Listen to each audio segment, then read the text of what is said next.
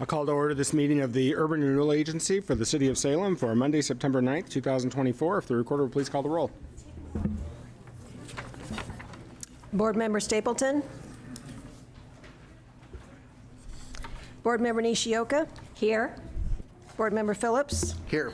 Board Member Gwynn. Here. Board Member Gonzalez. Absent. Board Member Hoy. Here. Board Member Nordike. Here. Board Member Varney. Here. Chair Hoy. Here. Now join me in the Pledge of Allegiance. I pledge allegiance to the flag of the United States of America and to the republic for which it stands, one nation, under God, indivisible, with liberty and justice for all. All right, Councilor Nishioka, do we have any additions or deletions to the agenda? We do not. All right. Do you want to be signed up for public comment? Mr. Shepke signed up under renewal, but I think he intended to sign up for council. Mr. Shepke, did you intend to sign up under Urban Renewal or City Council? City council. Okay. So nobody has signed up for public comment. Councilor Nishioka, the consent calendar. Yes, thank you. I move to approve the consent calendar. Second.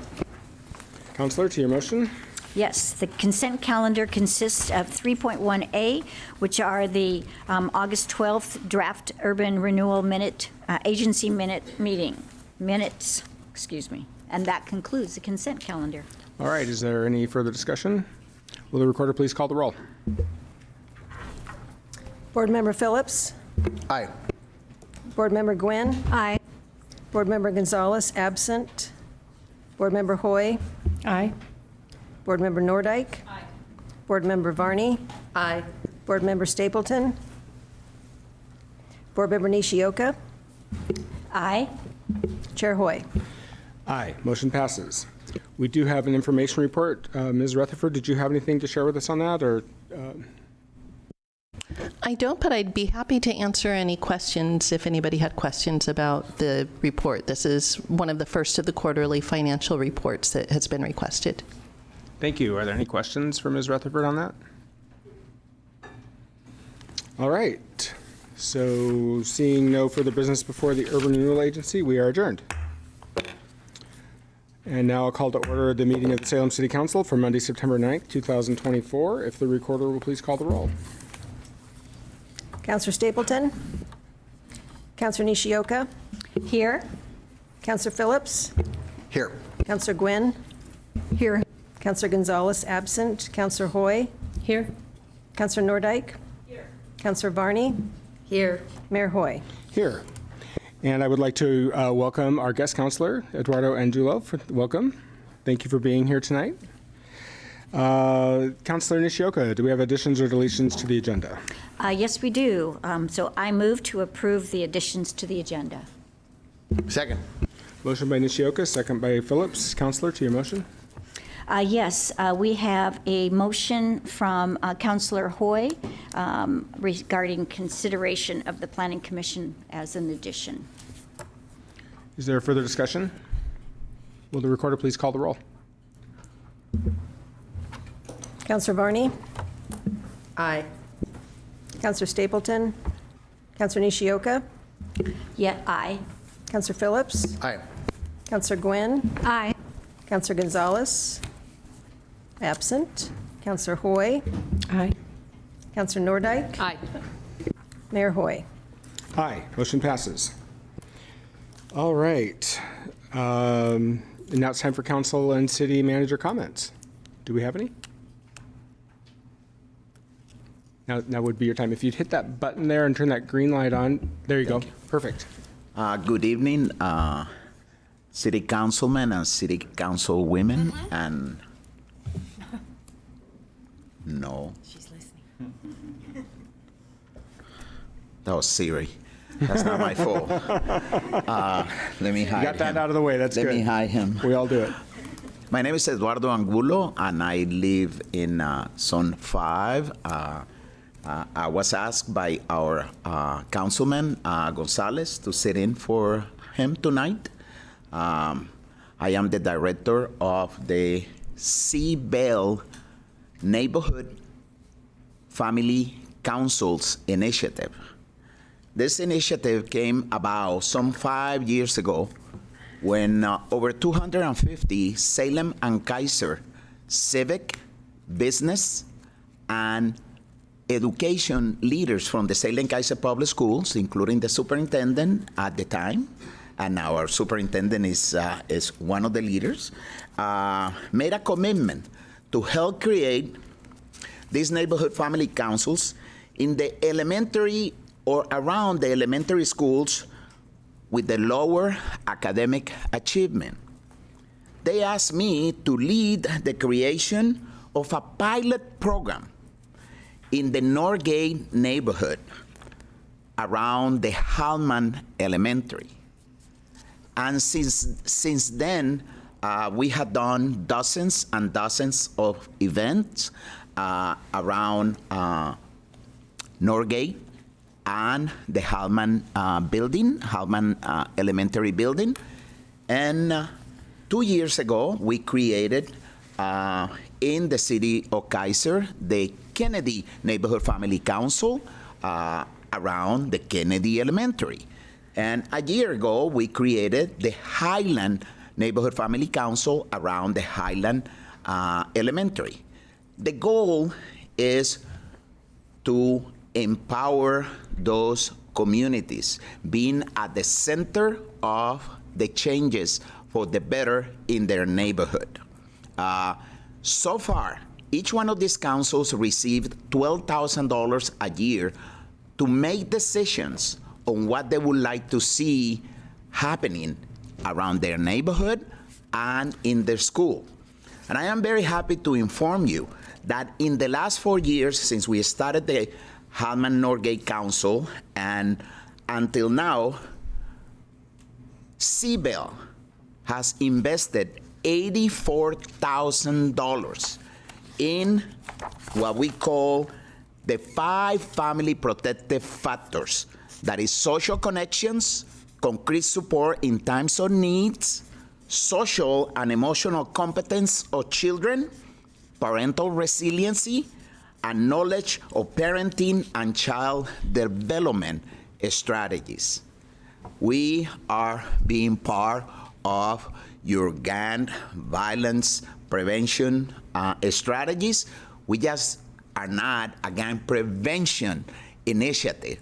We are a 5 protective factors organizations that are run by neighbors, by moms and dads. We have currently in these 3 councils 19 members, 9 in the Norgate neighborhood, 5 in the Kaiser neighborhood, and 5 in the Highland neighborhood. In the next 2 months, we will have 2 more councils, one in Cummins Elementary neighborhood in Kaiser and one in Washington Elementary area. And this is for you to see that the solutions really happen at each neighborhood. We have changed the paradigm of telling people what they need and coming along their way to say, you tell us what is it that you would like happening in your neighborhood. This summer, we just finished our 3 Fun Fridays. That is our signature event that we have done for 5 years. And in Norgate Park, we got 576 people coming with 40 community organizations bringing their resources to the neighborhood. We have one at St. Edward's in Kaiser with 564 participants coming to support that neighborhood. And at the Evangelical Church, we have 485 community members and agencies coming in to support that neighborhood.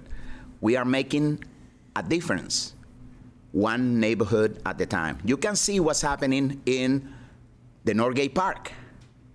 Our secretary of our neighborhood association, I welcome all of you to come and visit her 32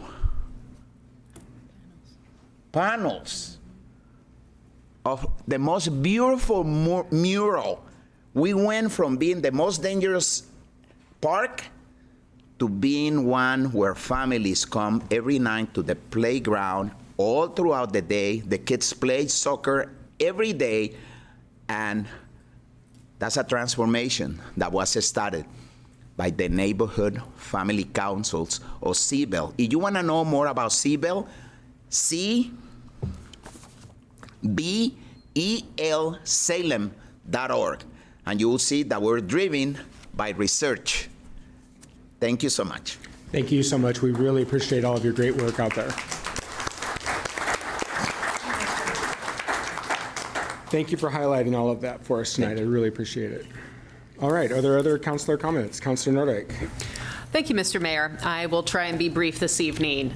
First of all, I'm continuing my tour of local nonprofits in the area. There are a lot of nonprofits out there that are doing amazing work, and it's a privilege to use my platform as your elected official to really shine a light on the great work that others do. One of my stops was a Marion Polk Food Share Youth Farm. This is an outstanding opportunity for youth to get to know agriculture, to understand the science of how we grow food, and they also learn how to cook that food as well. So they're learning everything from healthy eating habits to how to work with the soil, and also just get those job skills, which are so important for teens in our community. So check them out if you haven't already. Next, I toured the Mission Street Park Conservancy.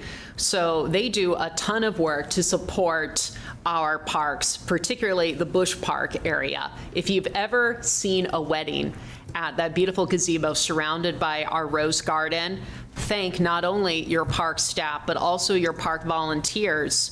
After all of our park staff do all the incredible work to maintain over 90 parks citywide, which is a huge order, and we don't say thank you enough to our park staff for all the work that goes into maintaining more than 90 parks citywide, we have folks with the Mission Street Park Conservancy go in and provide even more detailed hands-on labor for roses. We all know how fussy they can be, but how truly glorious they can be. They provide an open-air exhibit, if you will, an art exhibit year-round, but especially when our roses are in bloom. So check them out. Also, the Mission Street Park Conservancy will be holding their annual plant sale in conjunction with the Salem Art Fair, which is coming up this weekend. My very first volunteer gig in Salem, I was 13 years old and I volunteered at the art fair. I worked at the kids court section, and working with the kids is something that has stuck with me all these years. So if you ever want to get your kids involved in volunteerism, the Art Association is just one of the ways to do it. And then last but not least, I want to give a shout out to another event happening across town for maybe a different population, and that's the Punks in the Park event. It's going to be Saturday, September 14th at Marion Square Skate Park. This is an event for the kids who don't feel like they fit in. This is an event for the kids who love punk rock music and heavy metal and all that hardcore stuff. And this is an event for our other kids who are looking for a way to connect in the community. And they're going to have over 50 resource booths. They're going to have youth speakers with lived experience, a free closing closet for ages 11 through 18, free food for kids as well. And of course, they'll be playing live music all day long. You'll be able to hear them from a few blocks away, pretty sure. But it's going to be epic. So if you've got some youngins who you think might be interested, please have them check that out as well. So thank you, and I want to say thank you to all the folks here in the audience today. I regularly talk to my neighborhood associations about the incredible work that our city staff do every single day to keep our city working. The folks who respond to the broken water main in South Salem at 2 in the morning, that's a city employee. The folks who make sure all the fire hydrants are in good working order, the thousands of fire hydrants across the city, that's a city employee. All the books that are stocked at the library, city employees, and the list goes on. So I don't take these folks for granted, and I encourage all of us to show our gratitude. Thank you. Thank you, Councilor. All right, do we have additional councilor comments? Councilor Varney. Thank you, Mayor Hoy. I wanted to mention a couple of things. First of all, thank you for mentioning the youth farm. I couldn't make the tour this year, but I've been out there before, and it's so wonderful to see the interns out there working, learning how to drive tractors, learning how to grow things and cook the produce that they're growing. I don't know what the number was for this past year, but I think the year that I toured it, they distributed 18,000 pounds of food to those in need, families and seniors that they grew out there on the farm, and that was really, really rewarding. So they do amazing things. So they're great. Secondly, Friday night I attended the Boot, Scoot, and Brew put on by Center 50 Plus. It was out at Riverfront Park in the amphitheater. This was a new venue. Previously, when I've attended, it's been out at Center 50 Plus. And it was really magical. The decorations were great. I wanted to really congratulate all the volunteers because it was just a beautiful setting, all different ages showing up. The weather held off for the most part. There were some electrical storms kind of in the distance, and it rained a little bit towards the end of the last band that was up, but it was fantastic, and I'm looking forward to attending again next year. Thank you, Counselor. Yes, there were electrical storms Friday night. I was at the Mayor's Cup, which is the football game between North Salem High School and South Salem High School Friday evening, and we had a lightning delay, and then we had 4 or 5 more lightning delays, and then they finally postponed the game, and so then we continued it Saturday morning at 11, so I was at North Salem High most of the weekend, and awarded the Mayor's Trophy to South Salem High School Saxons again this year. And then later Saturday afternoon, I was at Riverfront Park, and I read a proclamation honoring Recovery Month for the Hands Across the Bridge event. So there were a lot of great folks there and for that annual event. So yeah, it was a busy weekend. Do we have other comments? Councillor Hoy. Thank you. There we go. Thank you. My breaking points tend to manifest themselves through email. The issue is the same as it's been for me for a long time. Not a figment of my imagination, but reality. Reality not only in my ward, Northeast Salem, but throughout the city. Those living on our streets in the Lancaster area have been in great number lately, gathering on public and private properties. In some places, taking up our sidewalks. The situation at Lancaster and Sunnyview grew exponentially over the weekend. As of this morning, an estimated 60 feet or so, almost the entire length of a sidewalk between the entrance to Big Lots and the corner at Lancaster was completely covered with houseless folks and their belongings. I wrote, "This situation in the photo attached is completely unacceptable. I watched it grow over the weekend. This is not just an ADA problem. This is further evidence of serious livability issues here in Salem. Neighbors living in this area, as in other areas, deserve safe passage and peace of mind inside and out of their homes. The people on the street deserve better too. Not just more stuff, the handouts without expectation of contribution to our city only perpetuates their state of being on our streets. They need real help. We need to partner with Marion County and bring about real change in all of our lives, and we need to stop just talking about it." To Gretchen Bennett and her team, to Chief Womack, Officers Bennett and Ramirez, I see your efforts. What you are doing is working. I know you're doing everything within your power. Truth is, you need more help. You've heard it from me before, public safety should be our #1 priority. While other city business must go on, scenes like the one in Northeast Salem exist where people are simply trying to live and work and go to school. And then there are the businesses, trying to operate in the midst of these circumstances. Thank you to Salem Police Department's Officer Carney and the other officer with him for arresting the man next to Big Lots for possession. An added bonus, they discovered the man was also wanted for not registering as a sex offender. Shout out to Marion County also. Thank you, Deputy Tribby, who took care of the unwanted vendors in our parking lot over the weekend. The many carloads of puppies, piglets, and watermelons for sale were moved along. While it's easy to forget if you don't live near difficulties and don't have to live it daily, this is, for our neighbors, myself included, exhausting.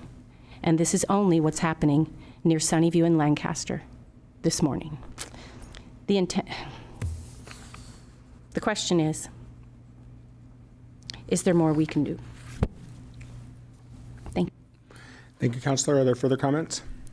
Counselor Nishioka. Thank you. Following up with Councilor Varney's Boot, Scoot, and Bruise, I also had the lovely opportunity to go down and participate. I didn't have my cowboy boots on, but it was certainly a lot of fun. The music was great. I also wanted to just remind people that the local high schools are in their music fundraising that will be going out at different times, and they may be knocking on your door, or you can go to whichever high school that you want to support. You can go to their website and be able to support that, and I would encourage that. We have so many wonderful music programs here, and I would really appreciate having them continue. Thank you, Counselor. I think our city manager has some comments this evening as well.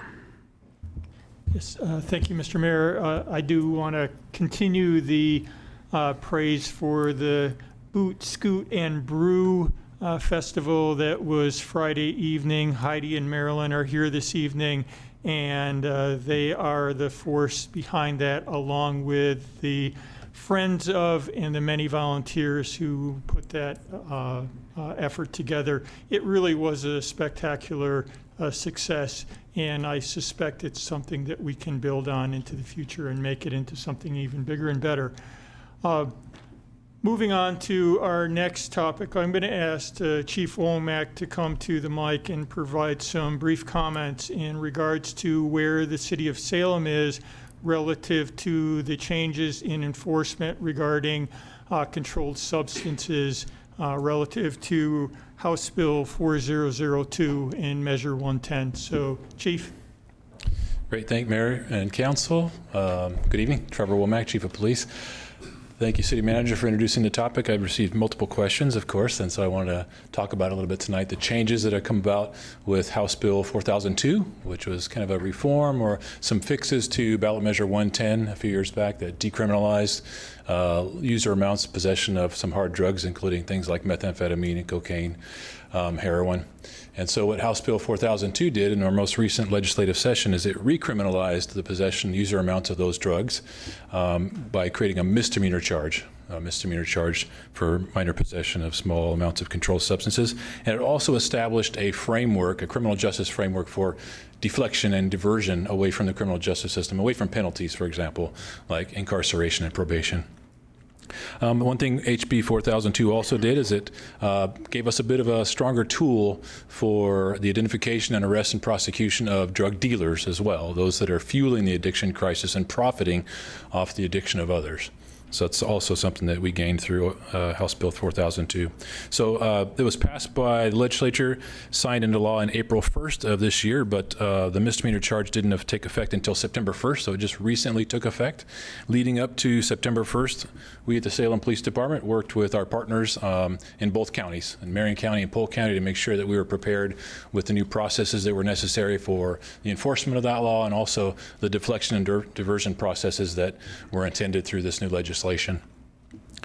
So we are now enforcing the misdemeanor charge for possession. I think the Councilor just mentioned a case probably where someone was arrested for possession, but also because they had another charge as well. That's the only reason why they were probably taken to jail, is because we're not taking people to jail just for the mere possession, because it's supposed to be a deflection or diversion as the way the law was intended.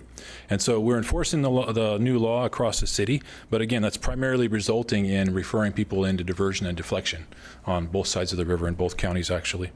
I'm aware of, so it's a little bit different in each county, so I want to touch on both areas. On the Marion County side, which is the largest portion of Salem, of course, we are referring people through the existing deflection program that's existed in Marion County since about 2018, I believe. Law Enforcement Assisted Diversion, their LEAD program, has been a deflection program in Marion County that diverts people away from low-level drug crimes, low-level property crimes, away from the criminal justice system. So House Bill 4002 provided a little extra funding to the counties, and the county on the Marion County side is going to be able to expand the LEAD program a bit and also create a new diversion court also. So on the Marion County side, we are encountering folks in possession of misdemeanor amounts of controlled substances and calling a lead navigator directly to the scene. So what that really looks like for a police officer, you find somebody in possession of a user amount of heroin, for example, you will make a phone call to a lead navigator who will respond to the scene, and we do a warm handoff where we can obviously seize the illegal drugs, but refer that person hopefully to engage with a navigator in finding some services on the Marion County side. So that's primarily what's happening on the Marion County side. They also created their new Restore Court in Marion County. So if there are folks that we find with user amounts of hard drugs, but they also have some other crimes they've committed. Either they're wanted for another crime or they've been involved in a burglary, some sort of theft charge, then we can arrest that person, enter them into the criminal justice system to go through that collaborative court system where they usually end up through supervised probation, conducting community service, paying restitution to victims, but they'll still get diverted away from penalties in the criminal justice system. That's the diversion side on Marion County. In West Salem, of which of course is Polk County, it's a little bit different. Our officers, it's similar on that side. When we find folks with user amounts or misdemeanor possession violations, we will issue a citation, typically citing them into a deflection court system or a diversion court system on the Polk County side. So it's a similar process, but a little bit different is happening on the the Polk County side. So I would just say at a high level, as the Chief of Police, our approach towards the House Bill 4002 changes that we're experiencing here in Salem through the recriminalization of minor drug possession aligns with the criminal justice system processes that have been created on both sides of the river. And namely, we are trying to connect people who found with user amounts of narcotics into treatment and services, and we're aggressively trying to pursue people and identify and arrest and successfully prosecute those that are fueling that addiction problem and profiting off of it, the drug dealers. So that's our approach, basically. And I'm happy to take any questions.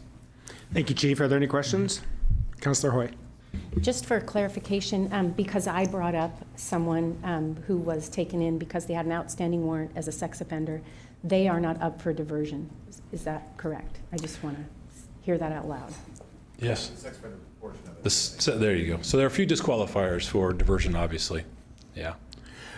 Chief, the deputy chief's comments weren't picked up on the microphone, so could you repeat what he just said? You just said the sex offender portion there. Registered sex offenders aren't going to qualify for the diversion program. Thank you. Other questions? Thank you, Chief. All right. Thank you. All right. We will move on to proclamations. We have 3 proclamations this evening. I'm going to read the first one. So I'm going to invite all of our friends from Center 50 Plus. We have Tracy Morgan, the Executive Director for the Oregon and Southwest Washington Alzheimer's Association Advisory Commission, and Friends board members. And I see we have staff as well, so if you could all come up.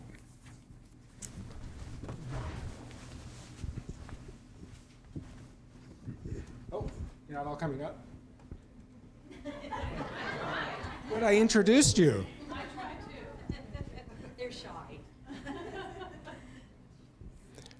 Okay, well, all right. Well, we'll just go with, they sent their best, so we'll just go with you two. All right. Let me read this. This is for National Senior Center Month.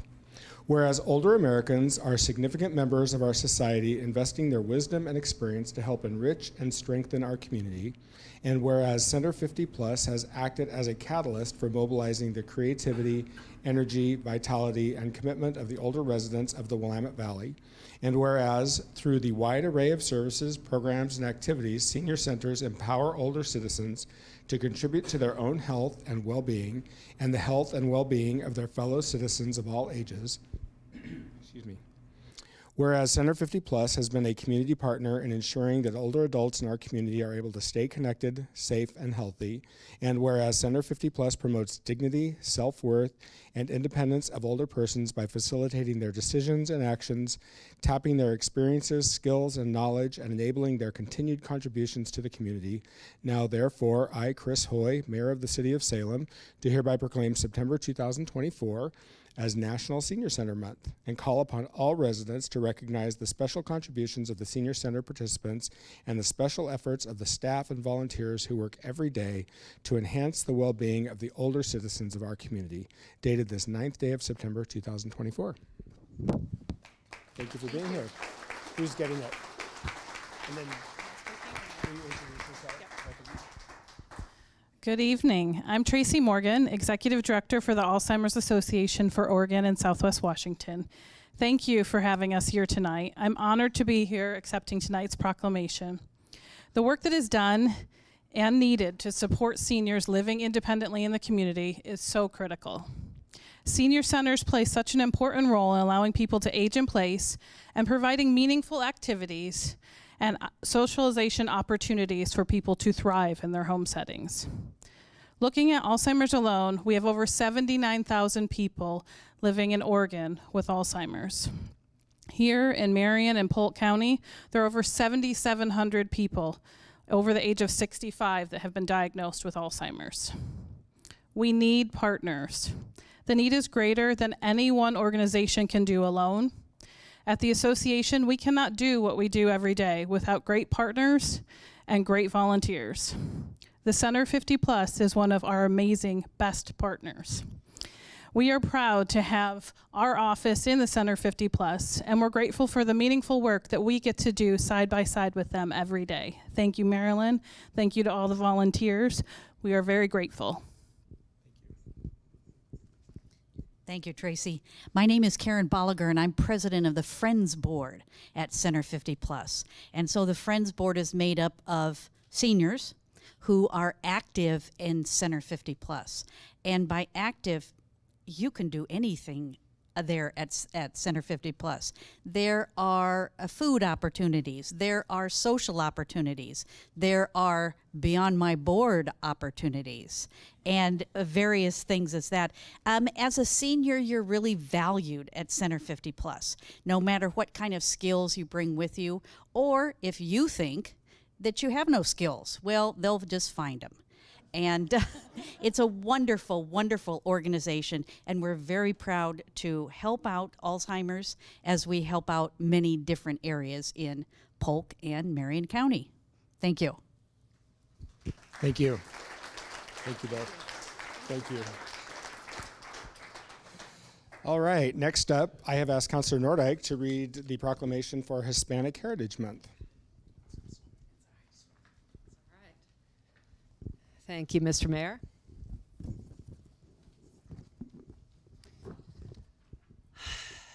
Hola amigos, me llamo Vanessa Nordyke y soy miembro de la concejal de la ciudad de Salem y todavía estoy aprendiendo español. Hi everyone, my name is Vanessa Nordyke. I'm a member of Salem City Council and I'm still learning Spanish. Pero este mes es el mes de la herencia hispana. This month is Hispanic Heritage Month. And this is a really important opportunity for us to celebrate Hispanic heritage, something that should be done every day. But as you all know, September is our official month of celebration. Whereas National Hispanic Heritage Month is an opportunity to celebrate the rich and long-standing cultural traditions, as well as honor the significant achievements of our Hispanic and Latino communities nationwide. And whereas first established by President Lyndon B. Johnson in 1968 as Hispanic Heritage Week, Congress passed Public Law 100-402 in 1988, authorizing the designation of National Hispanic Heritage Month to recognize the great contributions of Hispanic and Latino Americans. Whereas Hispanic and Latinos represent a vibrant and thriving part of Salem's diverse community and make valuable contributions in business, industry, government, education, and the arts. And whereas our city is greatly enriched by its Hispanic presence, and we look forward to continuing our strong relationship with our friends who contribute so much to Salem and surrounding communities. Now, therefore, I, Chris Hoy, Mayor of the City of Salem, do hereby proclaim September 2024 as National Hispanic Heritage Month and encourage everyone to celebrate the heritage and achievements of Hispanics and Latinos and recognize their contributions to our country and our community. Thank you.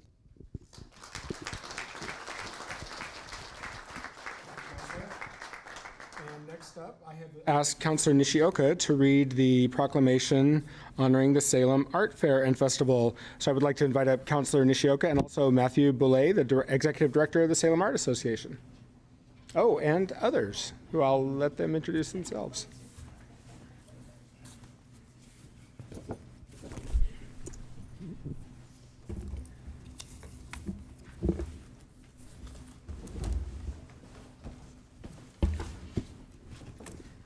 Welcome. There we are. Hi, Matt. Welcome, everyone. Thank you very much for coming. I get the honor of acknowledging Salem Art Fair, and so this is the proclamation to celebrate that. Whereas the Salem Art Fair and Festival features and celebrates hundreds of local, regional artists and musicians, and whereas the Salem Art Fair and Festival showcases local breweries, wineries, and restaurants, and whereas hundreds of Salem residents volunteer at the Salem Art Fair and Festival each year, I myself was one, and whereas the Salem Art Fair and Festival honors its historic location at Busch Park's Pasture Park, and whereas the Salem Art Fair and Festival works to protect and preserve and celebrate the natural beauty and ecology at Busch's Pasture Park, and whereas the Art Fair and Festival builds a strong sense of community, connection, and belonging, and whereas the Salem Art Fair and Festival is a major tourism destination and economic engine for our city, and whereas this year is the 75th anniversary of the Salem Art Fair and Festival, now therefore, Chris Hoy, Mayor of the City of Salem, does hereby proclaim the weekend of September 13th, 14th, and 15th, 2024 to be the Salem Art Fair Festival weekend, and invite the community to join in the observing this weekend by attending and promoting art in our community. Dated the 9th day of September, 2024. Chris Hoy, Mayor. So I'll let you go ahead and thank you, Lisa. Absolutely. Good evening. My name is Lisa Harnish, and I have the honor and pleasure of being the president of the Salem Art Association. And it is with great humility and gratitude that we come here tonight. And thank you so much for your support for the art fair itself and for the work that is happening at the Salem Art Association. It's an honor and a pleasure to work with the city to help ensure that we can maintain this amazing activity and event for the city of Salem. The 75th year is really pretty incredible. And I think each one of us probably have a story to tell about our experience with the art fair, whether it is going to it, whether it's being an artist, whether it's volunteering, and we could go on and on. This is one of the main things here in Salem that we all look forward to each and every year. We're really excited to have it next weekend when the weather will be a bit cooler, and so we're really looking forward to that. So thank you again for the partnership with the City of Salem and with the Salem Art Association. So thank you.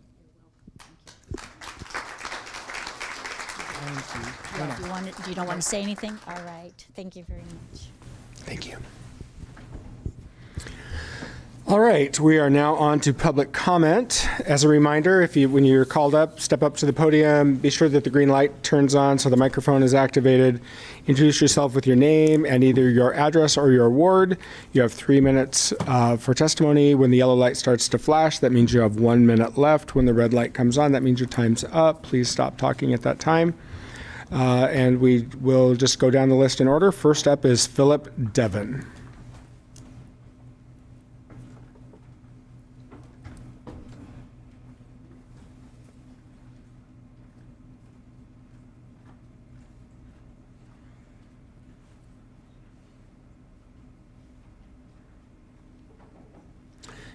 Hit that button there so the green light comes on. There you go. You got it. Okay. Hello? Yep. Hello, my name's Philip Devan. I am homeless. And thank you, Mr. Mayor and members of City Council for having me here. Could you step a little closer to the microphone, please, so we'll be sure we can hear you? Okay.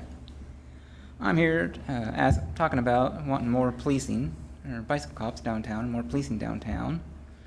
Because I see the downtown area, the historic area, and we've came to meetings and people have talked about impacting businesses, and I see people, I guess, riding bikes downtown and riding on sidewalks, and you get homeless people riding bikes with their carriages back that take up most of the sidewalk, or people riding scooters and electric bikes downtown, riding bikes on the sidewalks, and they come zipping by, and I guess I don't know, I guess I've seen, that comes up and by, and I don't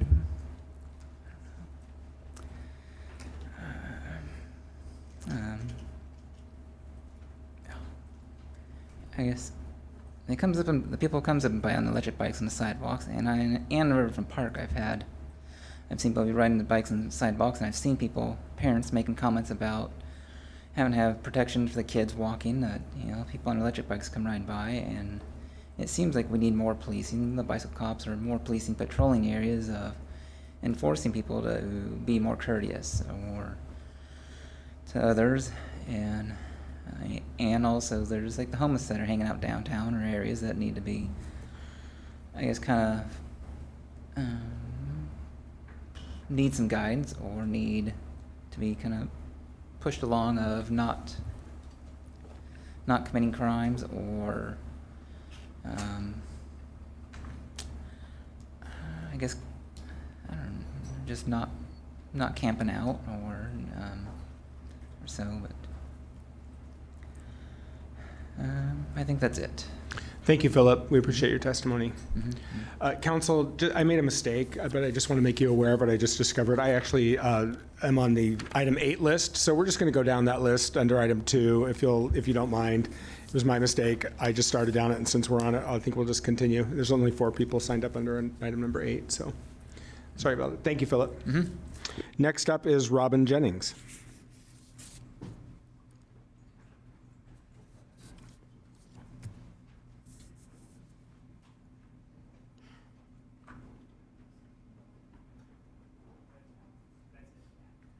There you go. I think this is the first time I've never had to use a footstool. Thank you. Good evening, Mayor, councilors, staff. My name is Robin Jennings, and I work for the City of Salem. Tonight, I am speaking on behalf of my fellow coworkers and members of AFSCME Local 2067. First, a little personal background. I came to the city in 1994. That was 30 years ago. Throughout these years, I have seen many staff changes and countless coworkers come and go. The implementation of ballot measure 5 and 50 has significantly changed how we work. We have been told year after year we are in a budget crisis mode and we need to do more with less. Let me assure you that the rubber band broke about a decade ago or more with all the stretching that we have done, doing more with less. We cannot do any more with the number of employees we have. Salem's population has substantially increased, over the last 30 years. Yet, the number of frontline employees has relatively remained the same. What I and my coworkers see is an unimaginable turnover rate. It currently hovers around 60%. The turnover rate is atrocious and certainly not indicative of a great place to work. Morale among our employees is low. In fact, it's dragging on the ground. Now, we hear you when you tell us that we are valued and we appreciate you. We hear you when you tell us we're a great member of this team. We hear all the words you tell us. But those are just words. We've heard these words over and over and over throughout the years. Words are meaningless without action. The city can actively make this choice and have employees feel valued as they serve the citizens of the City of Salem. Alternately, the city can passively opt out and continue oiling the revolving door with the sweat of frontline workers. They can take this as an opportunity to rise above and stand in the forefront as a model for other capital cities. They could show the employees that they are proud to have them as employees, and likewise, the employees can once again be proud to be a part of the City of Salem workforce. Thank you. Thank you, Robin. Hannah Bostrom. Hello, City Council and Mayor Hoy. I'm Hannah Bostrom, Chief Steward for AFSCME Local 2067, and I'm here tonight to read a testimony from Kathy Knock on behalf of our member. Employees represented by AFSCME 2067 are committed to working with you to create a sustainable city government. To successfully move Salem forward, though, employees must be paid a competitive wage. So our current status is that Salem's salary schedule lags behind cities of similar sizes, such as Beaverton, Bend, and Medford. These cities have step differentials that are 4.75% for all their classifications, while Salem's ranges from 1 to 5%, mostly at 4%. Beaverton's schedule has 7 steps, Hillsborough's has 8 steps, and Salem's only has 6. Salem employees received 3% annual raises for the past 3 years, while inflation ranged from 6 to 9%. Nearby public employers gave significantly higher COLAs, including the state of Oregon, which was 6.5% in December 23, and will be another 6.5% in January of 25. The city of Corvallis gave 8% in 2023, and the Salem Kaiser School District gave 6.25% in 24 with a $6,000 one-time payment. The city of Salem, as Robin mentioned, has a 61% turnover rate in AFSCME employees for the years of 2021 to 23. So that's really recent, and that's really high. Salem regularly loses employees to other local employers as people move on for higher pay. We have become a training camp, in essence, investing hours in preparing people to work for someone else. This is not sustainable. We struggle to hire experienced people and spend thousands burning out existing employees in mandatory overtime to keep services afloat. This is also not sustainable. The city has budget problems, but the lack of revenue does not change the city's buying power. You cannot hire a contractor to do $10,000 worth of work for $8,000 just because you have $8,000. Similarly, you cannot hire employees to work for less than market rates, or they will leave. So this is not sustainable. When the city balances its budget on the backs of its employees, it is hiding the real cost of providing services. By allowing service failures to occur in the background due to vacancies and employee burnout, city leadership is denying the community the opportunity to voice their opinion on the services that matter to them. Again, none of this is sustainable. The solution to all of this is that the city must set salaries at a level that will attract qualified candidates and retain existing employees. Thank you. Thank you, Hannah. Steve Hall.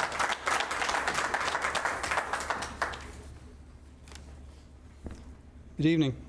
I'm Steve Hall. I'm the president of the AFSCME Local for the City of Salem. We saved the worst speaker for last. I'm also a resident in Ward 7. And as well, I'm speaking to you tonight regarding our struggle for a fair contract with the city. Now, we agree that police and fire are important work units in the city, and the needs that those units have expressed recently regarding wages, affecting recruitment and retention, have been addressed by the city. AFSCME employees are the largest group of employees at the City of Salem and the Salem Housing Authority, and we are the backbone of operations that serve the people of this community. We have been bargaining since February, and for the third time in the last 6 contracts, we're once again forced into state mediation because of the city's unwillingness to help us finalize a contract that meets the needs of our employees and that values their labor in a competitive market. In our last bargaining session, the city didn't really even appear to take our counter into consideration, themselves countering by scrapping a good portion of the work that both sides had dedicated months of work to.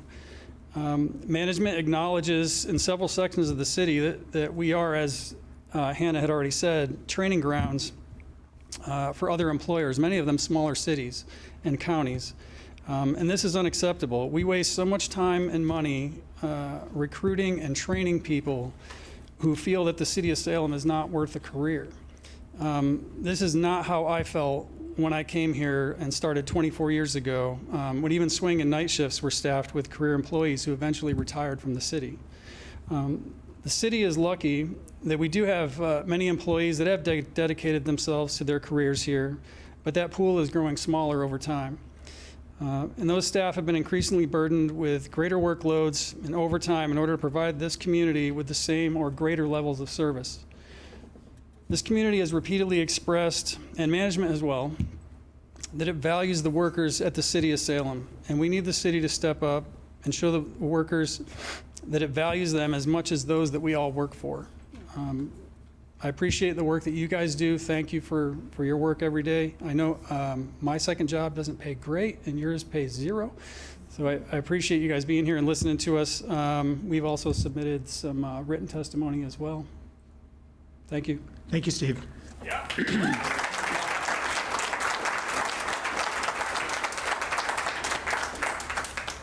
All right, now we will get on to the actual item to sign up list. Thank you for indulging my error.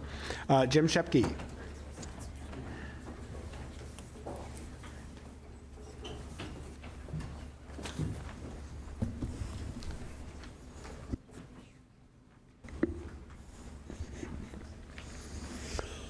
Well, thank you, Mr. Mayor, City Council. I'm here, Jim Shepke from Ward 2. I'm representing Fund Our Libraries, and I'm speaking to item number 3.2B concerning possible future levies, funding levies. And I had a meeting with my counselor last week where I shared this information that you have at your desk, and she said you should come to the City Council and hand that out and talk about it, so that's why I'm here. What this is a list, a very impressive list of 111 Oregon cities that fund their public libraries with a local option levy or a library district.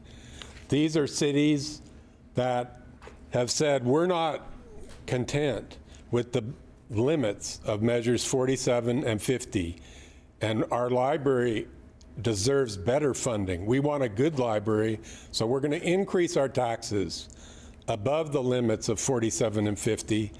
And 111 cities, most of the cities in Oregon, have done just that.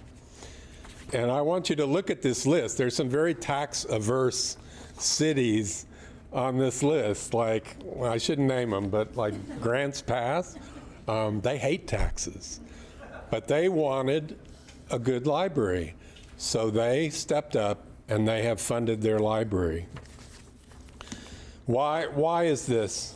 It's because Oregonians love their libraries. And we found that out right here in Salem in 2017. I was the co-campaign manager for the bond measure that renovated our library. We passed an $18 million bond measure just a few years ago in 2017 to renovate our library. We got a 63% yes vote on that, I would remind you. So I'm just here today to encourage you to be optimistic about what would happen if you asked Salem voters to better fund the library. I am confident that they'd say yes, that they want a better library. They don't want a library that has half the per capita funding or a third of the per capita funding of our peer libraries, which is what the situation is today. So anyway, I hope you'll study this and take it to heart. And I'd love for Salem to be the 112th city on this list. Thank you. Thank you, Mr. Shepke. Councilor Nishioka. Yes, may I ask Mr. Shepke a question? Sure. Thank you. As we review this, when we start talking about levies, there's also a big concern about the cost of campaign and who would be coming forward to help support that. Could you talk a little bit about what your vision is for campaigning for a library levy, if that's what comes forward? In 2017, we went first to the Salem Public Library Foundation, which is a very well-funded foundation, and we asked them to give major support. They gave 82% of the funding for our campaign in 2017. So that's our plan, is to go back to them since they've already done it once. And I'm going to meet with the president and their new director pretty soon, and we're going to start talking about that. We've also talked about a livability levy, where we could have a levy not just for the library, but for parks and for Center 50 Plus, because all those departments have taken cuts. And we know there's great support groups for both those departments. So I think you put that all together and you could have a really great campaign. Thank you. Thank you. All right, now we are on to the consent calendar. Councilor Nishioka. Thank you, Mayor Hoy. I move approval of the consent calendar. Second. Motion by Nishioka, second by Phillips. Councilor, to your motion. Yes, so be patient, it's a long list. The consent calendar consists of 3.1A, August 19th, 2024, draft City Council work session minutes, 3.1B, August 26th, 2024, draft City Council meeting minutes, 3.2A, adopt resolution number 2024-40, updating the city's Civil Rights Act Title 9 plan. Is it 9 or 11? 6. Thank you. I guess I don't read Roman numerals much anymore. Title 6 plan, thank you. 3.2B, which is adopt resolution number 2024-41, authorizing a transfer of $10,000 in the appropriations within the city's fiscal year 2025 budget for community engagement. 3.3A, authorize the city manager to execute the third lease amendment to Watt EV Salem Incorporated. 3.3B, authorize the city manager to apply for and accept 2 critical Oregon airport relief grants to support federal-funded capital improvement projects at the Salem Willamette Valley Airport. 3.3C, authorize the city manager to execute a ground lease with Luley's Aviation, LLC, for property located at the Salem Willamette Valley Airport. 3.3D, authorize the city manager to apply for a U.S. Department of Transportation funding to design and construct the replacement of Railroad and McGillcrest Street southeast culverts on the West Fork of Pringle Creek, and if successful, authorize the city manager to enter into an agreement with the Federal Highway Administration to accept these funds. 3.3E, claim settlement authorization, authorizing the city manager to resolve with a payment not to exceed $142,673.73 and execute a release agreement. And that concludes the consent calendar. Thank you, Councilor. Is there further discussion? Will the recorder please call the roll? Councilor Stapleton? Aye. Councilor Nishioka? Aye. Councilor Phillips? Aye. Councilor Gwynn? Aye. Councilor Gonzalez absent. Councilor Hoy? Aye. Councilor Nordike? Councilor Varney? Aye. Mayor Hoy? Aye. Motion passes. All right, we are on to item 4A, which is our first public hearing. The Salem City Council will conduct a public hearing concerning updating the Unified Development Code, UDC, to promote housing development, comply with state rules and laws, and update other provisions of the code. The criteria applicable to the proposed amendment is SRC 110.085. Testimony must be directed toward the identified criteria or other criteria the person believes to apply to the decision. The hearing will be conducted with a staff presentation first, followed by other interested persons. Neighborhood associations are limited to 5 minutes per association for testimony, and other individuals testifying are limited to 3 minutes. Thank you, and I see we have Ms. Kim at the podium, so welcome, Eunice. Thank you. Good evening, Mayor and City Councils. My name is Eunice Kim. I'm the Long Range Planning Manager in the Community Planning and Development Department. I'm here tonight to present the staff report for Code Amendment Case CA 2401. I'd like to enter the staff report and this presentation into the record. So the city periodically updates our Unified Development Code, which is essentially our zoning code, to address new issues that have come up in the community, address new state rules and laws, make technical fixes, things that we've heard aren't working as well or need some clarification. We try to do this every other year. In recent years, it's been like every year. So the last major update that we did was as part of the Our Salem project in 2022. The code amendment before you today really focuses on housing. As we all know, housing continues to be needed in Salem, different types of housing, more affordable housing, more housing in general. So this code amendment really looks at ways of encouraging more housing through streamlining the approval process, allowing more housing options, and changing standards to, again, promote housing development. It also looks to comply with new laws and rules that have come down from the state. One of the first changes that are proposed in the code amendment has to do with design standards.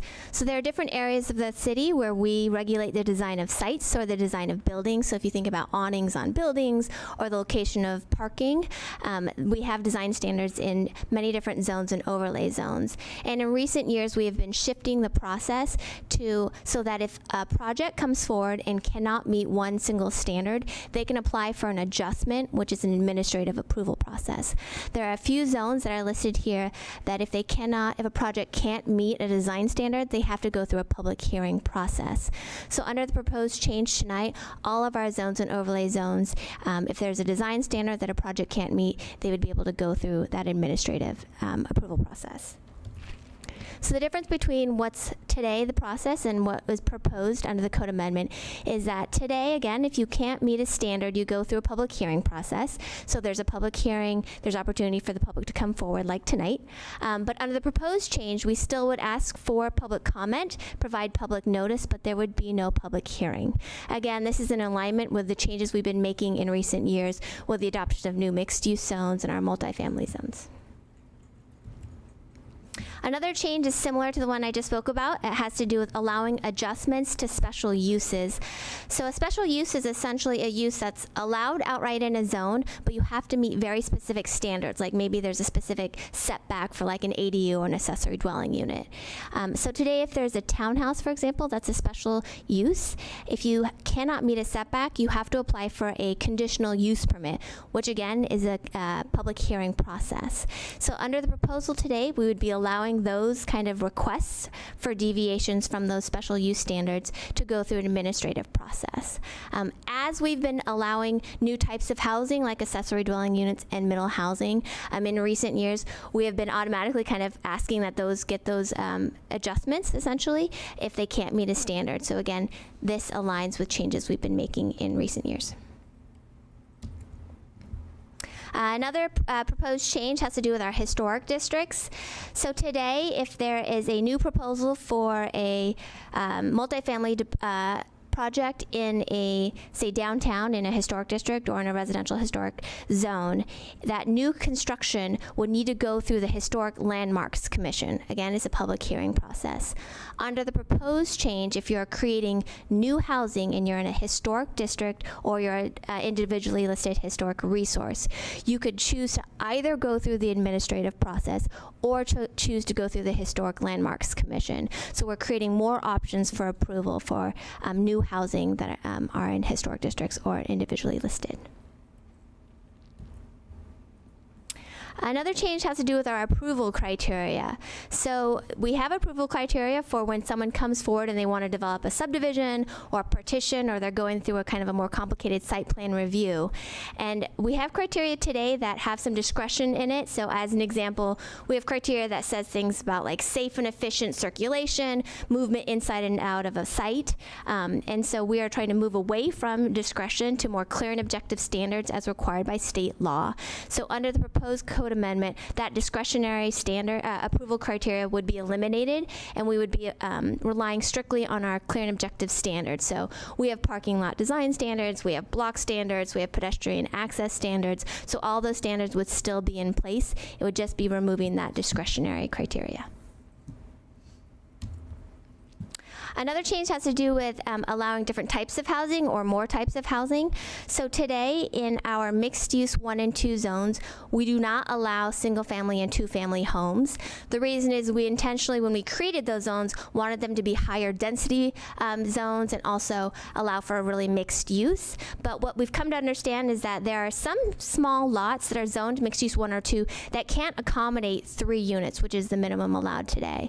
So under the proposed change, someone could do 1 unit or 2 units as long as it was part of a mixed use zone or a mixed use project. This really promotes infill, allows for, again, more housing in our mixed use zones.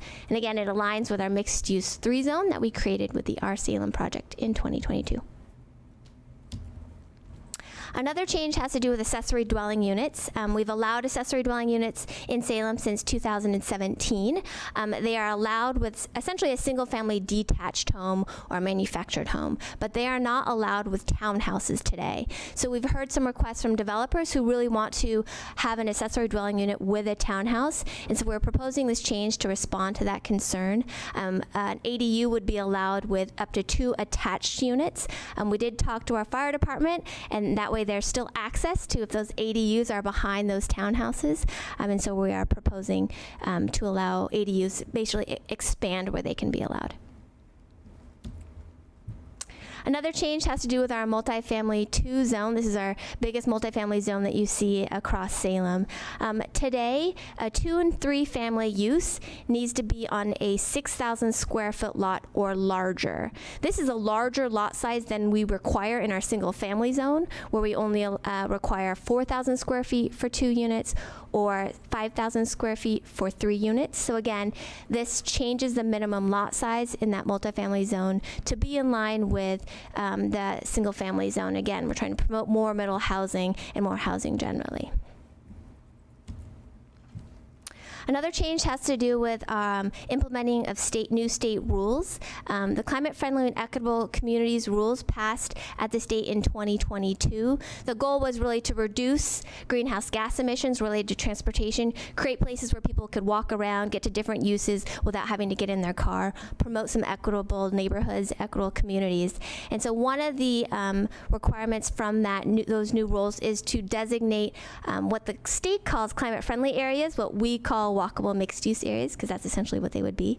And the city has identified 3 potential walkable mixed-use areas. One is downtown, one is inner West Salem, and one is north downtown.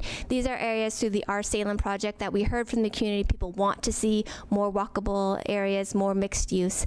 And so one of the requirements of the new climate-friendly and equitable rules is that if an area is going to be designated by the city as a walkable mixed-use area, it has to have certain minimum densities.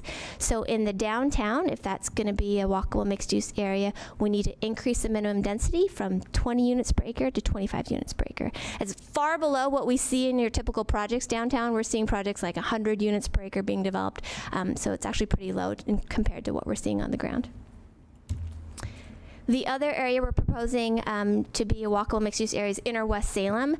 The West Salem Central Business District was created to mimic the downtown central business zone, and so that is an area that we again have heard people want to create this walkable mixed-use area. So to become that, it needs to have a minimum density of 15 units per acre. Today, there is no minimum density in that area, so you could build, 2 units on 1 acre. We're trying to more efficiently use our land and to really create that density of mixed use down there. And so the idea is to establish a new minimum density there in that area. The minimum densities only apply to exclusively residential development. So if you do a mixed-use development, you can add a unit, add 2 units without meeting the minimum density. Again, we're trying to allow for that infill. But if you have an exclusively residential, all multifamily project, it would have to meet the minimum density. 15 units per acre is what we have as our minimum in our other mixed-use zones, mixed-use 1, 2, 3, mixed-use riverfront, and our multifamily 2 zone.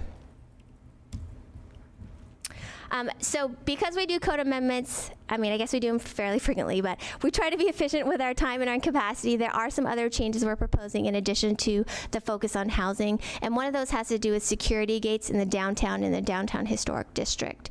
The downtown has been seeing some security gates in front of their alcoves, and the Historic Landmarks Commission saw that there's a bunch of different designs that were coming forward, and they really wanted to kind of see some more consistency. And so they recommended establishing design standards for these security gates. And so under this proposed code amendment, there are new design standards where you couldn't block the storefront windows. You could have a security gate in front of the alcove. It had to be open during business hours, and it couldn't be fully sight obscuring. So you'd have to be able to see through it. So that is included in this proposed code amendment tonight. There's some additional proposed changes that have come after we had our public hearing at the Planning Commission and Historic Landmarks Commission. One was in response to public comments when I talked about kind of eliminating those discretionary approval criteria for subdivisions and partitions. We had some comments related to, why are we listing out all these specific examples like setbacks or special setbacks or floodplain development and things that we already have in our code. So we're proposing just to eliminate it, not to have even examples in our criteria, and just strictly apply the standards that we have in our code.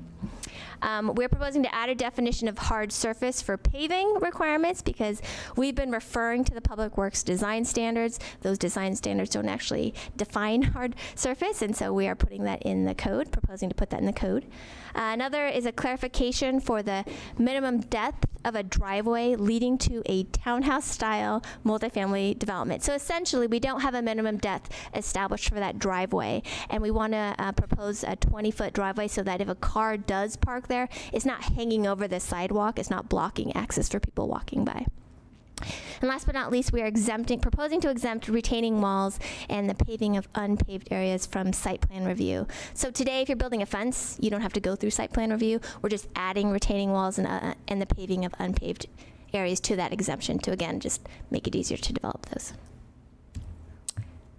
So staff recommendation is to engross Ordinance Bill 924 to amend the Salem Revised Code to promote housing development, comply with state rules and laws, and update other provisions of the code. That concludes my presentation. Thank you. Thank you, Eunice. We do have 4 people signed up for testimony, so we'll get to them and then we'll come back to you for questions. Okay. First up is E.M. Easterly.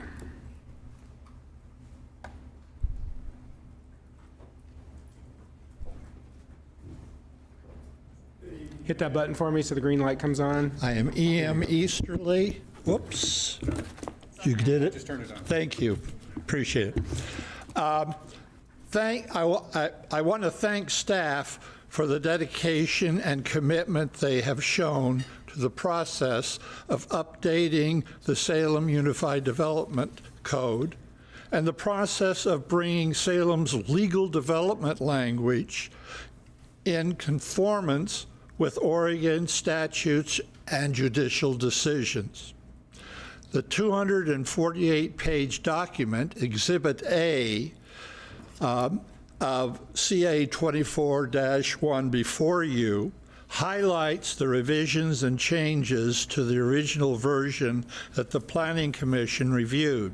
Staff listened to community concerns and wisely adjusted the recommended language. I am pleased to support the positive results before you that Ms. Kim has summarized very nicely.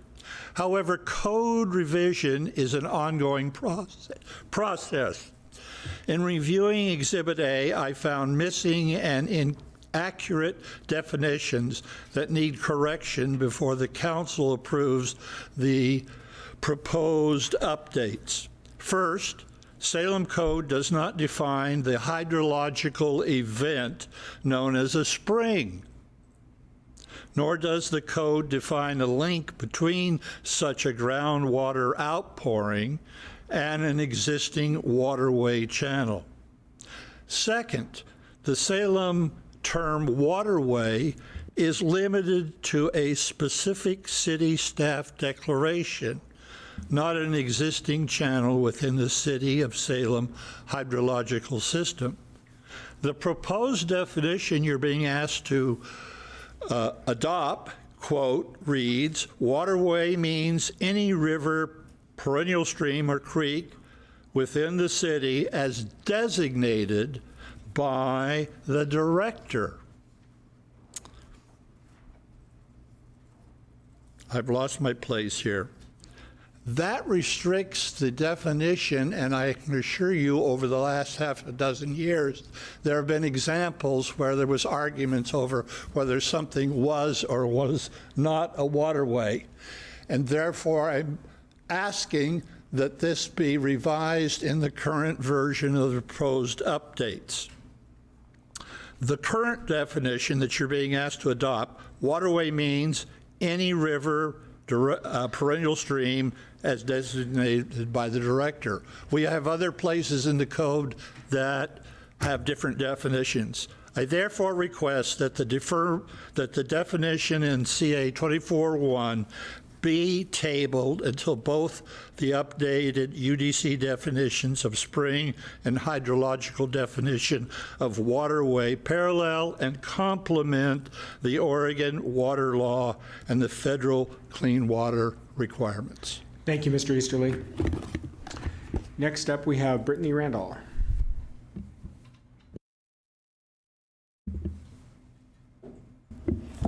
Thank you, Mayor and Council. My name is Brittany Randall. I own a business in Ward 2. I am really excited to be here after a conversation with Lisa and Eunice about adding ADUs to townhomes. Here it is before you, so that's really exciting. I do think that there's more discussion to be had about adding ADUs to existing townhomes, someone converting a garage to a unit. I think there's more opportunity, and I think that having ADUs will reduce barriers to entry for home ownership. So this is a really exciting step, but I think there's more to do.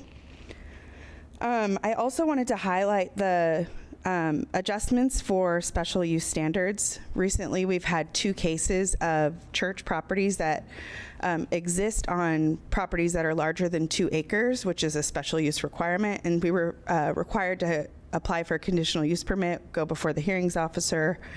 And it was cumbersome for the churches to do all of that. It's expensive.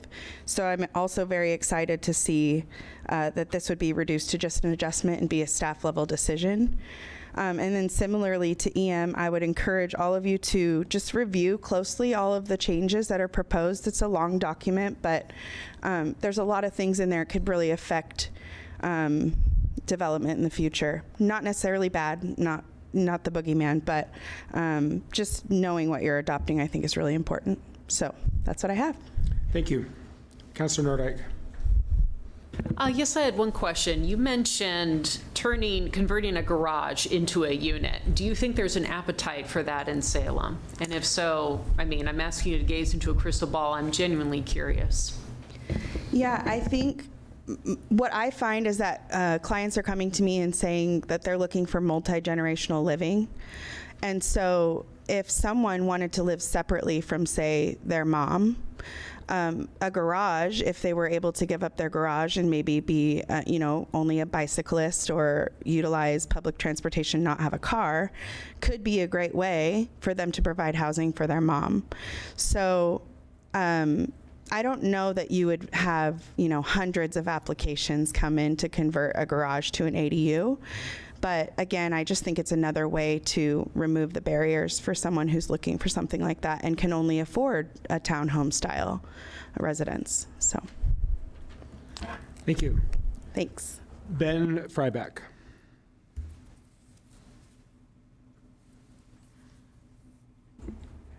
Hello, folks. I'm Ben Fryback, resident of Ward 3.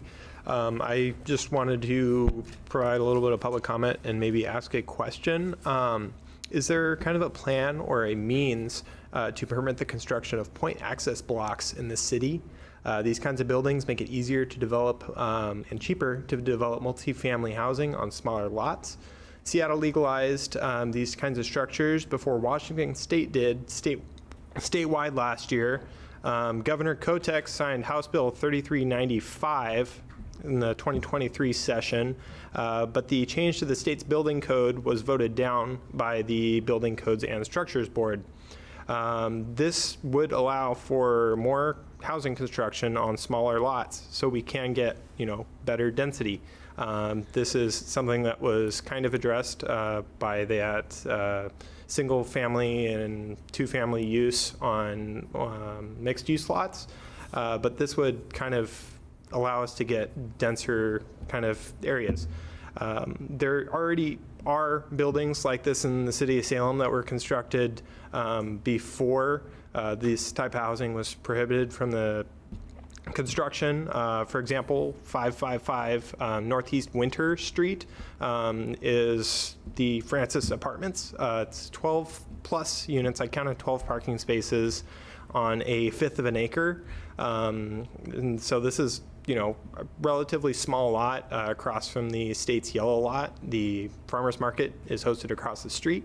There's more examples of these buildings in other places in the state. Northwest Portland, the 23rd Avenue area is just completely full of them if anybody wants to check them out. Lots of people like to go shopping and spend money, and maybe they have a hard time finding parking, but that's how you know it's a good place to hang out.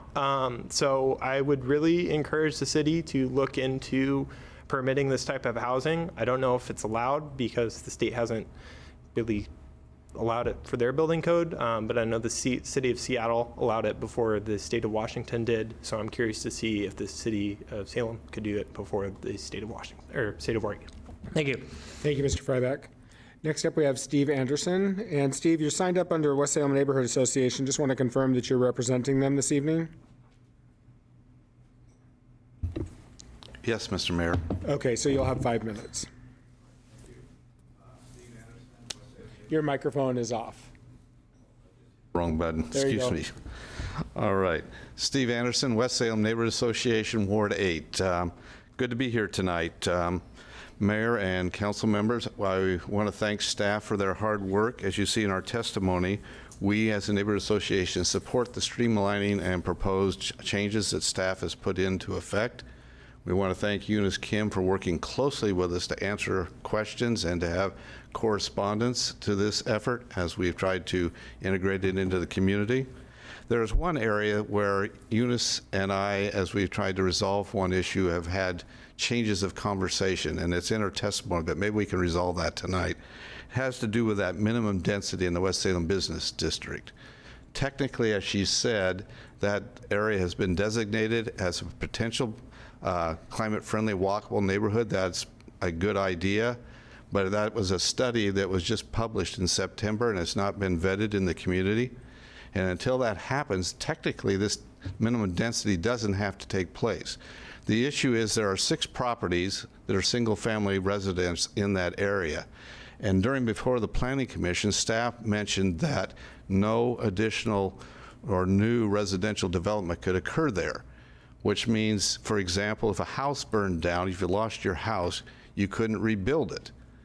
And if that is the case, if you look at Table 525.3 on page 106 of Exhibit A, that talks about the minimum density. If you cannot rebuild your house, that's a taking, and it's a loss of a property right. And hopefully maybe Eunice can clarify that, because we have tried to have a conversation back and forth, and both of our schedules have been pretty hectic, but that was the concern. If that's not a taking and those 6 residents that are residential in that area can rebuild their home, then the minimum density is not an issue. In the R Salem process, we saw that, and we decided as part of R Salem to not put a minimum density on that, but to allow that area to develop and have no maximum density. So we support what staff is doing. We ask the council to vote in support of that. However, if this is a taking on these 6 residential properties within the West Salem business area, we ask council to postpone a second reading until that issue can be resolved. So, to take questions or not? Does anybody have any questions? Councilor Gwynn.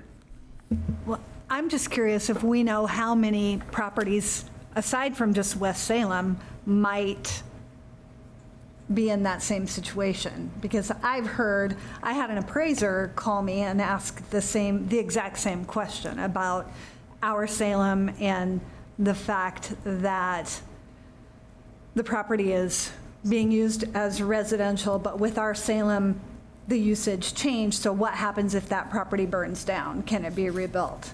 We'll get to questions for staff in a moment. Does anybody have any questions for Mr. Anderson? Thank you for your time, Mayor and Council. Thank you. All right. Okay, now we will go to questions for staff. And Ms. Kim, I was hoping that you would address any of the public comments that you had. I saw you taking notes, and I have a feeling you have thoughts about some of them, so I was hoping you could respond to or share your thoughts on those. Sure. So the first bit of testimony was around definitions of waterways. We are not proposing tonight to change the definition that we currently have around waterways.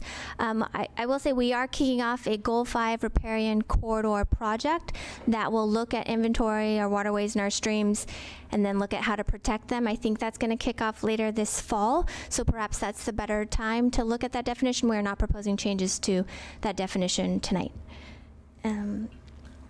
I wasn't 100% sure about the conversation about the point access blocks, so I'm happy to look more into that. Okay. The issue around rebuilding single-family homes in the West Salem Central Business District, that zone today, a single-family home is a continued use, and so if a single-family home burns down, it can be rebuilt, so that's not an issue. And then in terms of the Our Salem project, in most of our zones, we have created continued uses and continued development. So if something burns down, it can be rebuilt. However, there is some inconsistencies across different zones and with our non-conforming use and non-conforming development regulations. So that's something that we do want to look at going forward to kind of create some consistency across all of our zones. Did I miss Is that anything? responsive to Councilor Quinn's concern? Yes. Okay. Thank you. I was hoping you could comment on the gates downtown, or the. Sure. And I know that we have some existing gates and different barriers that have gone up, and I don't think that, at least I'm aware of at least one that doesn't comply. I'm wondering what will happen to those existing, if they'll be sort of grandfathered in, or what will happen in that situation. Sure. I'm going to ask Ms. Fitzgerald to take that question. Thank you. Hi, Kimberly Fitzgerald, Historic Preservation Officer for the City of Salem. The existing gates won't be required to be removed or taken down, but if they did want to make changes to them, then they would need to come into compliance with the new code requirements. Thank you. That's what I suspected, but I just wanted to confirm Okay. it. Thank you. I forgot to address the comment from Ms. Randall. Can I do yes. that? Yeah, sorry. So today we do allow for the conversion of garages into ADUs. I think what Ms. Randall was referring to was the conversion of garages in townhouses. So that's something we could look at as we're kind of developing new strategies for the housing production strategy. That project's going to look at all different types of actions where we could promote housing development. So I'm happy to put that down as something to look into. Thank you. Councilor Nishioka. Thank you. On that note, Ms. Kim, can you explain, you're referring to them as ADUs, but are these attached garages? And so does that change the definition of the ADUs? An ADU can be attached or detached. Further questions for staff? Councilor Hoy. Thank you. Ms. Kim, if I may ask you, the list that Ms. Randall spoke about, is that this first few pages of the staff report? Is the list of proposed amendments? I think she was referring to the full code amendment, the 200 plus pages. Is that the staff report? It's part of the staff report, correct? Okay. Is there, can you point me to that in the staff The page, report? sure. It's just so. It's attachment 4. Attachment 4. Well, here's what I know. This is 248 pages, I think, and I've had it since Thursday, and I didn't have time to read it all. So I thank you for bringing that up, Ms. Randall, because it is important that we know what it is we're saying yes to. So if there's any way to give, I guess, maybe some, I don't know, priority or clarification as to when, council, when you're looking for this, you'll find it here. So it's not because there's a lot in here. It's not only the proposed amendment, but it's the testimony received about it. I just want to be able to find that easier, if that's okay. Sure. Thanks. Councilor Nordyke? Thank you so much. I will limit it to questions, even though I'm dying to comment as well. If these changes were to pass, let's say council votes to advance it to second reading and so on and so on, and if council were to ultimately pass this, I see a lot of opportunities for streamlining, as you and staff have intended. How would we convey those changes to the affected property owners and also others who may be interested in taking property in this direction, even if they don't own it themselves in that moment? Sure. So we try to reach out to the community different ways through our website, through different MailChimps you might get from me. So we can continue to do that to highlight the changes. And then obviously, as Councilor Hoy was saying, there's a lot of detail. So I'm always open to questions and calls, and I often get them. Great. And the other question I have, again, asking someone to gaze into a crystal ball, I know has limited usefulness, but you have a much better grasp of this than 99.999% of people that I know. How many housing units could be created if these changes were to pass in the next 5 years? Just a back the napkin calculation. I'm just curious. I'm not actually sure. We have a goal of permitting, I think, 1,100 some units per year to meet our actual housing need. And we've been producing quite a bit of housing in recent years, particularly multifamily housing. So our hope is to keep that up. So you said 1,100 units permitted per year? I didn't quite catch that. Per year. I think that's roughly our goal. And that's because when we did our housing needs analysis back in 2015, we needed roughly 23,000 new units by 2035. So if you kind of do the math divided by 20, it's roughly 1,100. How are we in terms of meeting that goal per year so far? We met it this year. I think we met it last year. So we're on track. Excellent. Thank you. Further questions for staff? Councilor Hoy. Just curious, what was the previous record? What did we used to do in terms of housing? During the housing booms, we've seen a lot, but closer to the 2013, 14, 15, we didn't see as much. So it kind of depends on the cycles.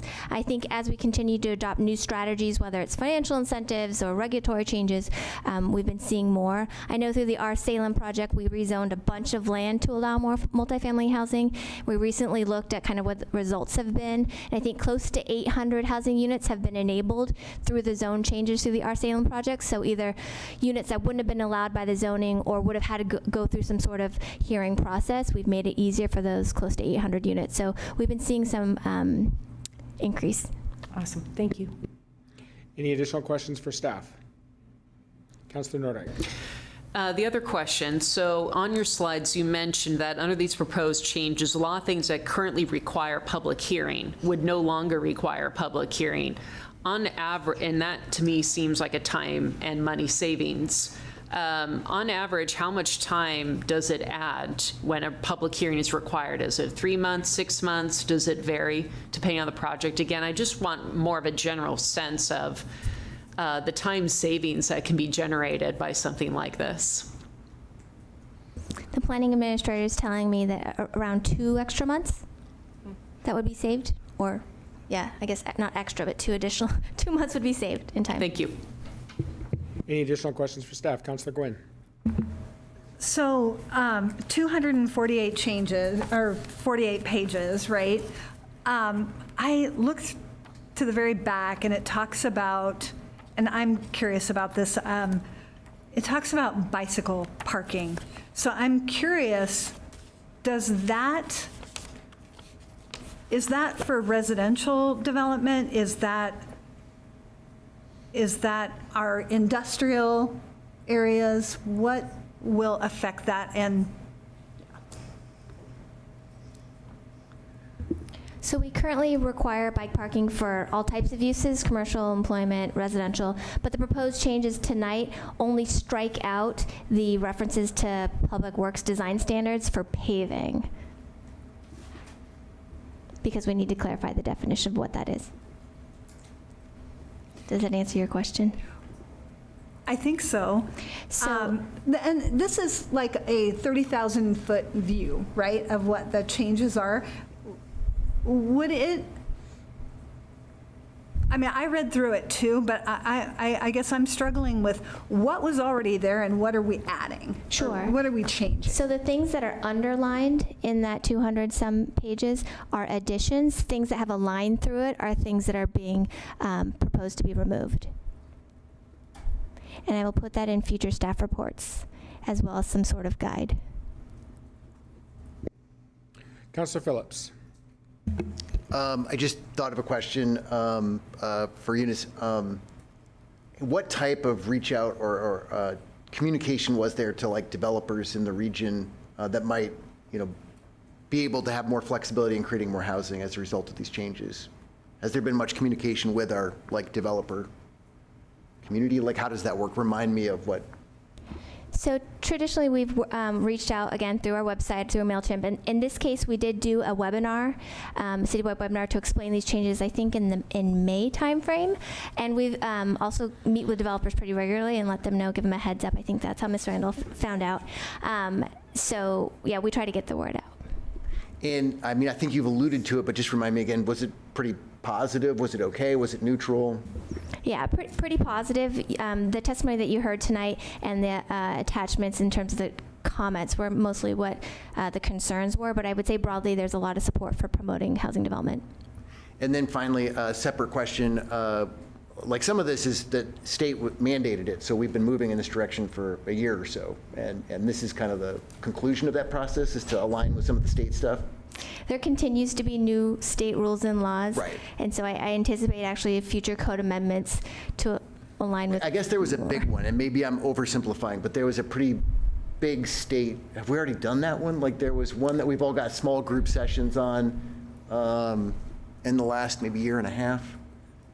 Like that set some of the new minimum standards for like how dense things had to be. Is that the climate-friendly equitable rules? Yeah, I think it's that one. No, there's more coming. Those, okay. Yeah, those rules have changes that are being mandated for almost all of our zones, including our commercial and industrial zones. We have not tackled that yet. We've been focused on the housing portions. So it's still a work in progress on that one specifically. Yes. Okay, thank you. So Eunice, don't sit down. So I know we got this, I think we got this for first reading back in July. Have there been any significant changes since then? The changes were the ones that I mentioned in the last slide. So defining hard surface, addressing the comments related to our criteria, the discretion in the criteria, the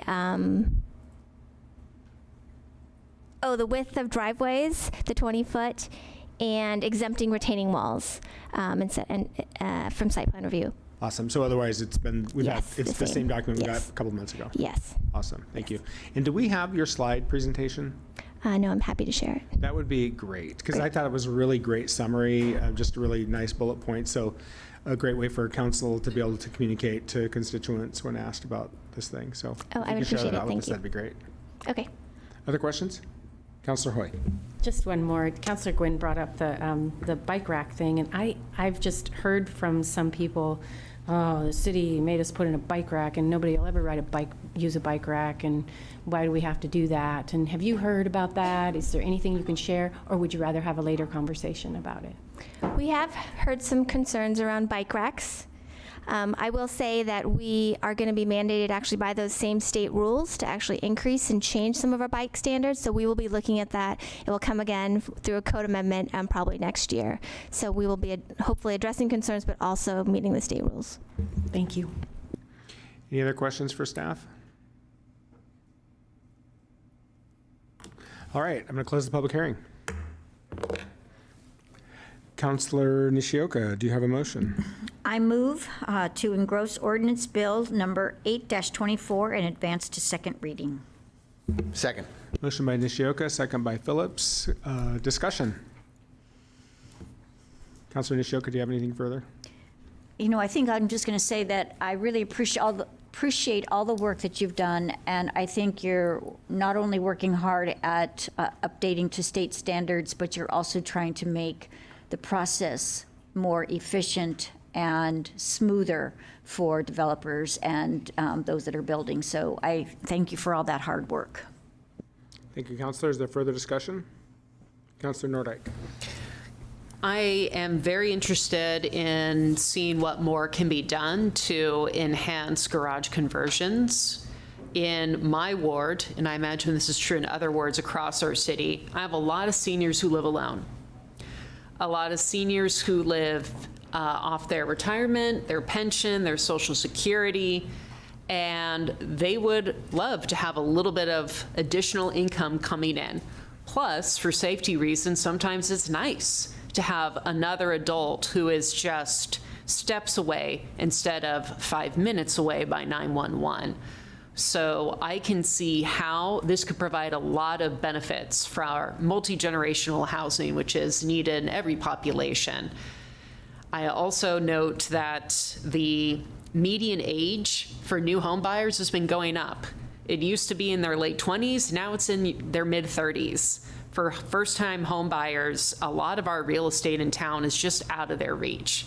They're not going to be able to buy a home in their 30s. They're just not going to be able to.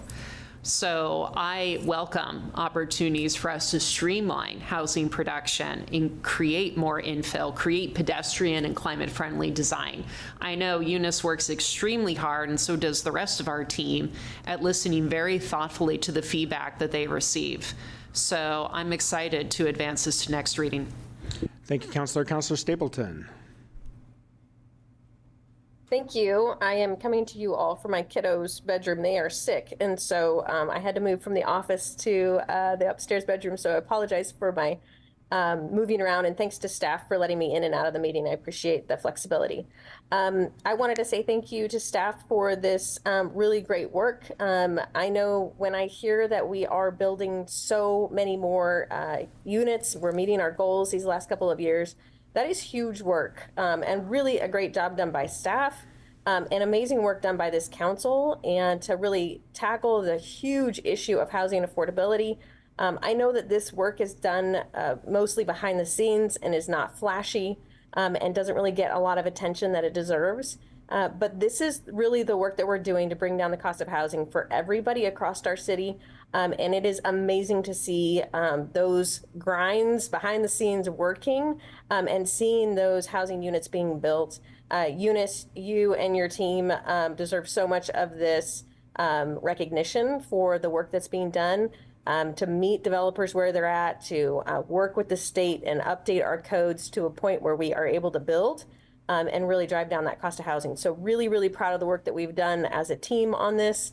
And thank you so much for this latest. I, of course, will be voting for this. And I also wanted to say that I hear from a lot of folks about bike parking and the fact that we don't have enough.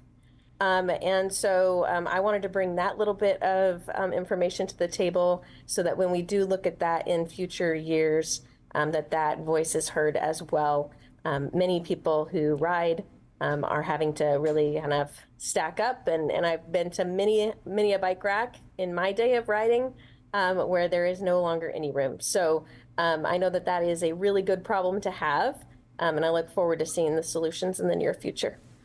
Thank you, Councilor. I wasn't going to go off on bike racks, but you made me, because I haven't ranted about bike racks in council in a while. But when you have a poorly designed bike rack that damages bikes, and you place it out in the middle or next to the street, far away from your building, people aren't going to park their bikes there.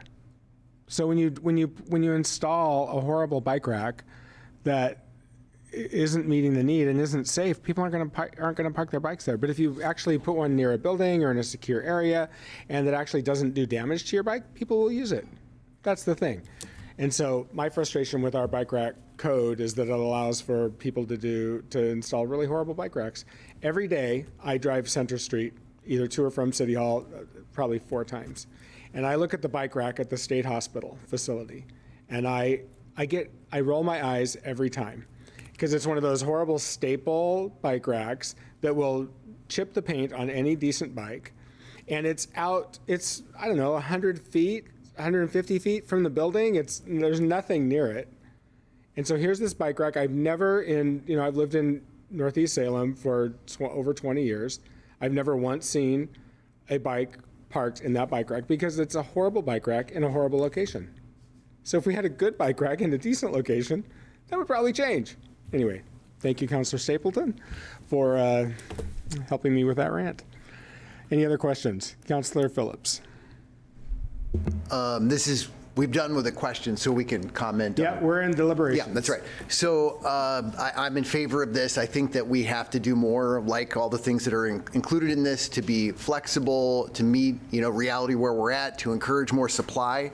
It's good that we're getting 1,100 approvals per year, but my understanding is we still are in the hole a little bit, and I think that this helps make us better and in a smart way that also makes things potentially more equitable and climate friendly. So I'm encouraged by this work that's ongoing. I look forward to more, but I think this is really good, and we'll know by when we get more applications to build more.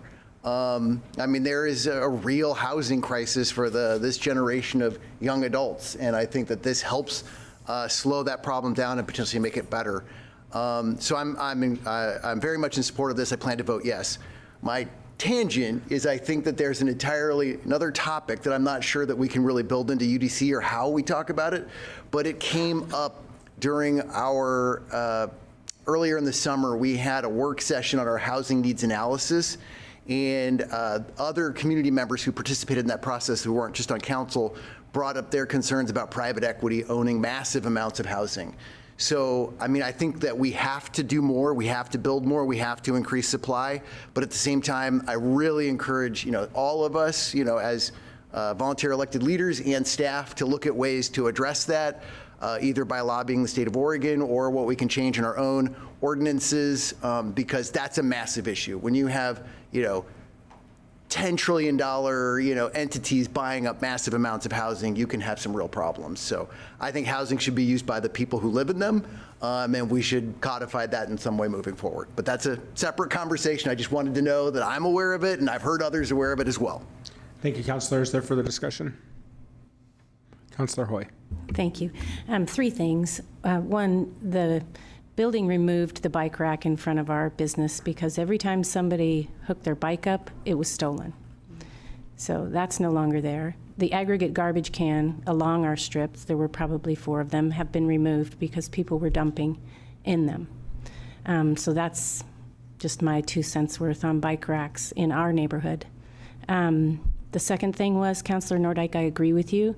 There are people in my area that are already using their garages as places to live, and I think if we made that a thing, it would be helpful in the long run. The last thing, I don't remember the last thing. You're lucky.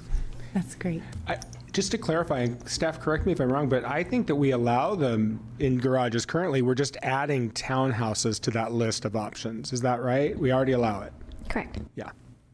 So we allow ADUs in the garage now. We're just going to let townhomes, which are kind of a new thing for us anyway. Question? Yeah. Does an ADU have to have plumbing? It has to function as a complete, separate, independent dwelling unit with all those, yes. So what I've seen isn't actually an ADU. That's distinctly possible.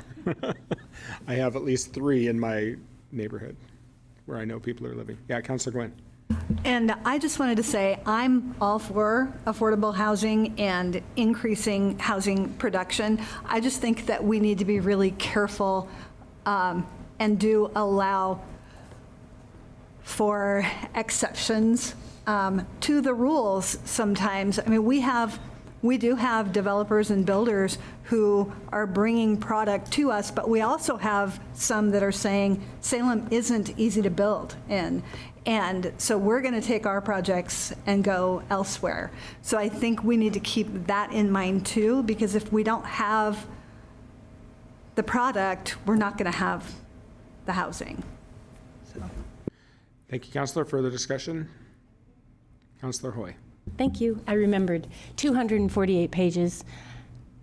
You're amazing. I would not make it through that with all the lines and the underlines and everything that you have to do. So thank you for your hard work. And anything that makes this process faster is a good thing for Salem. So thank you. Councilor Varney, did I see your hand?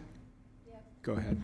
Just briefly, I mean, I agree with all my colleagues. I mean, I'm supportive of this motion. I mean, the removal of barriers, the efficiency that's, I mean, boy, taking 2 months off of the time for something if you're not having to have hearings, I think that's great. Yeah, making just more options for approvals to occur. I wanted to mention, I appreciate Mr. Easterly's comments in regards to definitions for spring and waterways, and I'm really excited that we are moving forward with our Goal 5 inventory. And another thing that Mr. Easterly mentioned that I wanted to say is code revision is an ongoing process, and it will continue and it will continue. And I realize that this may not be perfect for everybody, but there are going to be multiple chances coming up to address those. And so thank you very much for all the work you do. Thank you, Councilor. Further discussion? Will the recorder please call the roll? Counselor Nishioka? Aye. Counselor Phillips? Aye. Counselor Gwynn? Aye. Counselor Gonzalez, absent. Counselor Hoy? Aye. Counselor Nordike? Aye. Counselor Varney? Aye. Counselor Stapleton? Aye. Mayor Hoy? Aye. Motion passes. All right. We are on to public hearing number 2. I'm not seeing the person I thought who was going to handle this stepping up to the microphone, so I'm not sure who's taking the lead. Julie, that's not you? Oh, okay. I had it down for Julie. So item 4B. The Salem City Council will now conduct a public hearing to consider a petitioner-initiated annexation of the territory located at 2355 Davis Road South and land adjacent, including the withdrawal from the Salem Suburban Rural Fire Protection District and the application of the RA residential agricultural zoning. The criteria applicable to the decision is at SRC 260.101G 1A, B, C, and D. Testimony, arguments, and evidence must be directed towards the applicable criteria or other criteria which the person believes to apply to the decision. Failure to raise an issue prior to the close of the public hearing in person or in writing, or failure to provide statements or evidence with sufficient specificity to provide the parties and the City Council an opportunity to respond to the issues, precludes appeal to the Land Use Board of Appeals on that issue. A similar failure to raise constitutional issues relating to proposed conditions of approval precludes an action for damages in circuit court. The hearing will begin with a staff presentation followed by testimony from the following. The applicant is limited to 10 minutes. Applicable neighborhood associations limited to 5 minutes. Other interested parties limited to 3 minutes. And the applicant may have up to 5 minutes rebuttal testimony limited to issues raised during public testimony. Thank you. I see we have Jamie Donaldson here with us. Good evening, Mayor and members of Council. I am Jamie Donaldson with the Community Planning and Development Department, here to present an annexation case for properties located on Davis Road. At this time, I'd like to request that the presentation, staff report, and its attachments be entered into the record. The annexation before you tonight is for a territory made up of 2 adjacent parcels located in southwest Salem. So we're south of Kubler Boulevard and west of Liberty Road, near the urban growth boundary. And the territory is at the intersection of Davis Road South and Skyline Road South. Davis Road is located to the south of the territory. It's a collector street, and Skyline Road is to the west of the territory, and it's designated a minor arterial street. Here, the territory shown includes 2355 Davis Road South, the property to the east. It's developed with a single-family dwelling and has frontage on Davis Road to the south and is adjacent to the city limits on the east side. The land adjacent to the west is currently vacant and doesn't have an address assigned to it. It's tax lot 900.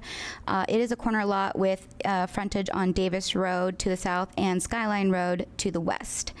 The combined size of the territory is 4.1 acres, which includes about 3 acres total of private property for the 2 parcels and a little over 1 acre of adjacent right-of-way for both Davis Road South and Skyline Road South.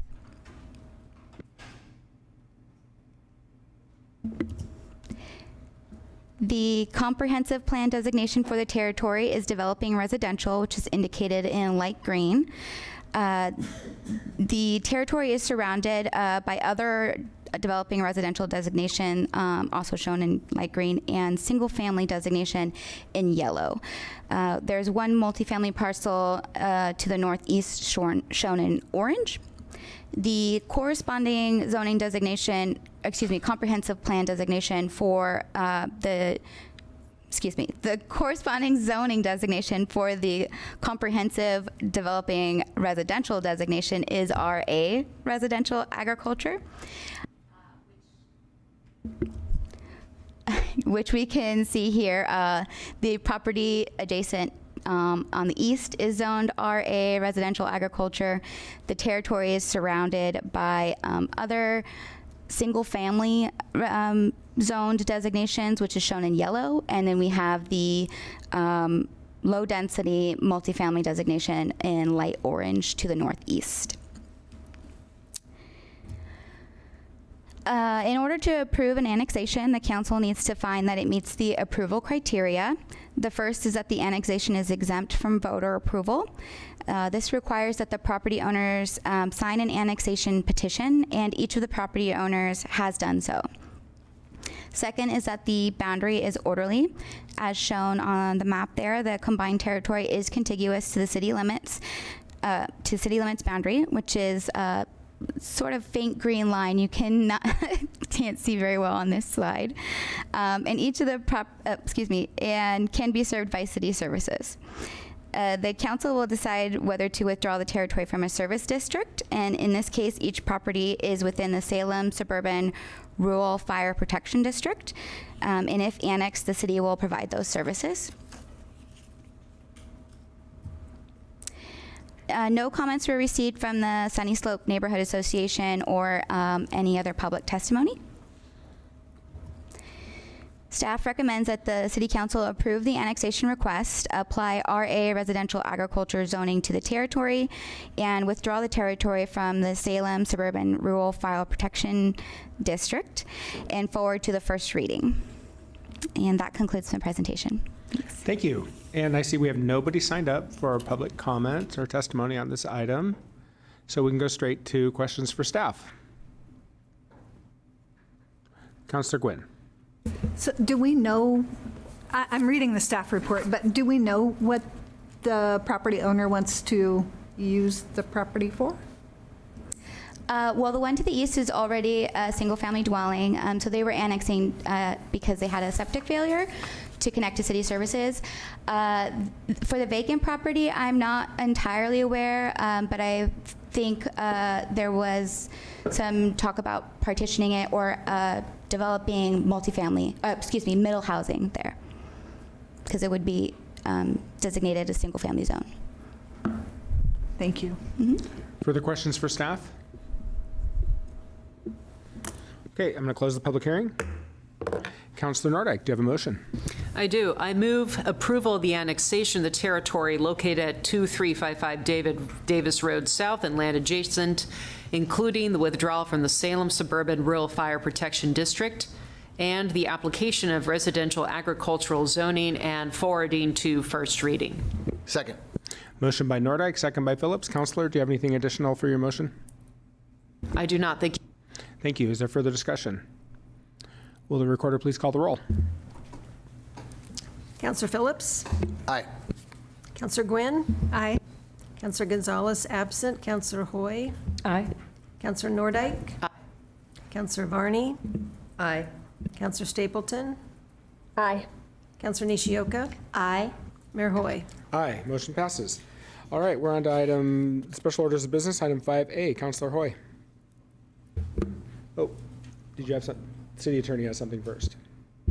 I just want to note, as noted in the end of the councilor motion, that under Rule 5J, the motion can be brought and added to the agenda tonight, but the rule precludes it from being considered tonight. You have to wait to your next meeting unless there is a motion to suspend the rules to allow it to be considered tonight. If you have any questions on that, if that wasn't clear, just let me know. Thank you, Mr. Atchison. Councilor Hoy. I move that all current applications for Salem Planning Commission be provided to all city council members, and that city council at the October 14th, 2024 city council meeting determine if additional applicants beyond those recommended by the boards and commissions committee be interviewed for potential appointment to the 3 vacant planning commission positions.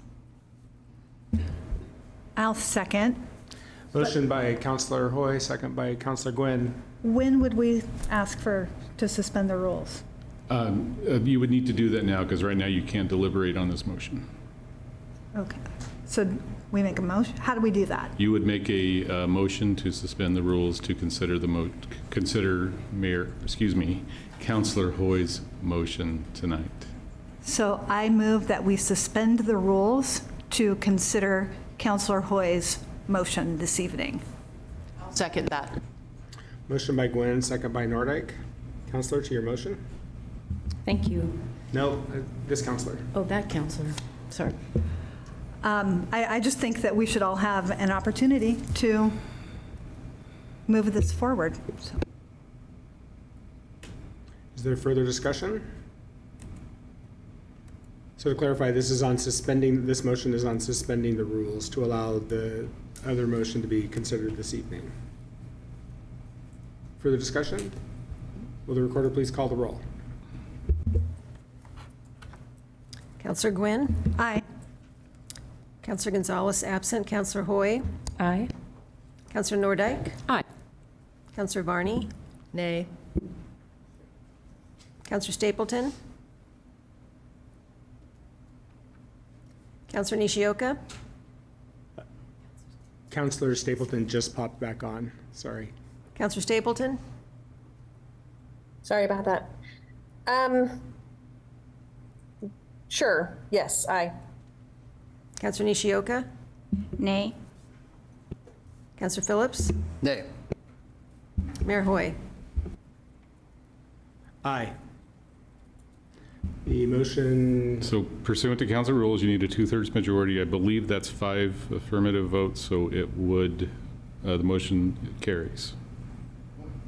Point of interest. Hold on. Yeah, I mean, it just, because I don't know. Let's see. Actually, no, I was thinking Councilor Stapleton wasn't present, but she did vote. So no, we would need one more vote to suspend the rules. Okay, You would need 6 votes. So the motion to suspend the rules fails. So we'll hear the original motion at the next meeting? If the motion didn't carry, and I don't believe it did, then yes, it would be, Councilor Hoy's motion would be considered in the meeting on the 23rd. Okay. Yeah, Councilor Hoy. And the, what did you call it? The number of votes that we would need is the same even if Counselor Gonzalez isn't present? It's a 2/3 majority. So in this case, it doesn't matter whether it's 8 or 9 members, you still need 6 votes to get to the 2/3. Thank you. All right, so that'll be on the agenda for the 23rd. Correct, September 23rd. Okay. Now we are on to, we have no information reports this evening, so we're on to first readings, item 7.1.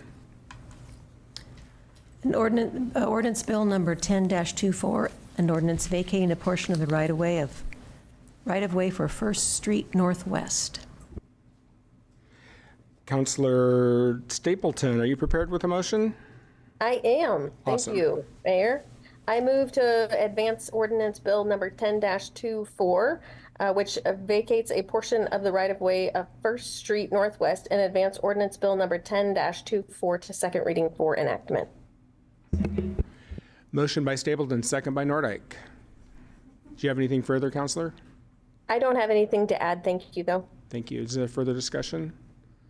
Will the recorder please call the roll? Counselor Gonzalez absent. Counselor Hoy? Aye. Counselor Nordike? Aye. Counselor Varney? Aye. Counselor Stapleton? Aye.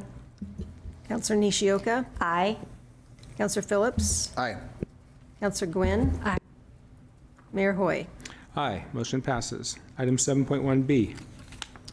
Ordinance Bill Number 11-24, an ordinance relating to erosion control permits, amending SRC Chapter 75.050. Councilor Nishioka, do you have a motion? I do. Thank you, Mayor Hoy. I move to advance ordinance bill number 11-24, amending Salem Revised Code, Chapter 75, Erosion Prevention and Sediment Control, to second reading. Second. Motion by Nishioka, second by Phillips. Counselor, do you have anything further? I do not. Thank you. Any further discussion? Will the recorder please call the roll? Counselor Hoy? Aye. Counselor Nordike? Aye. Counselor Varney? Aye. Counselor Stapleton? Aye.